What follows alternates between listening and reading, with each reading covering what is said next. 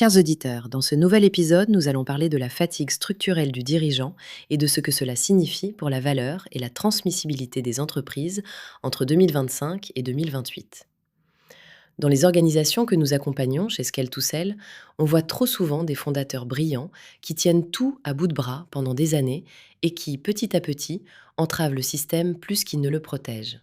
Nous discuterons des signaux concrets, des erreurs fréquentes et des actions pour reprendre la main et rendre l'entreprise transmissible sans dépendance.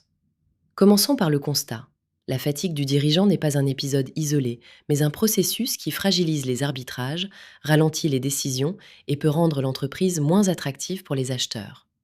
Le dirigeant peut être brillant, mais lorsque sa charge cognitive dépasse un seuil, l'organisation s'appuie sur des mécanismes informels et devient vulnérable. Les acquéreurs, eux, lisent rapidement ces dépendances et privilégient les structures lisibles et pilotables sans le fondateur. Quelle dynamique de marché dessine la période 2025 à 2028? D'abord, une vague de départ à la retraite des dirigeants de PME et une demande croissante pour des entreprises déjà structurées, capables de fonctionner sans fondateur.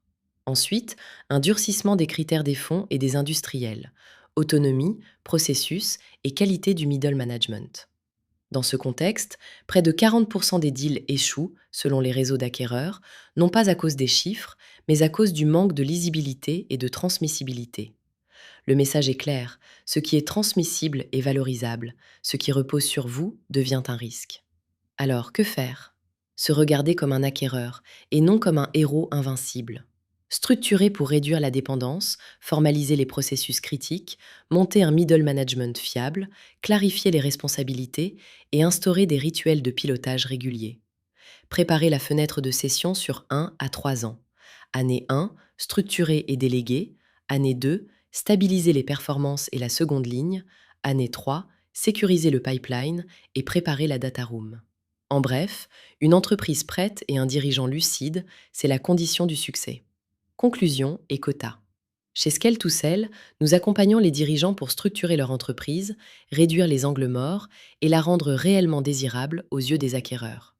Si vous souhaitez échanger sur votre situation, partagez cet épisode et contactez-nous pour lire le blog ou démarrer une discussion.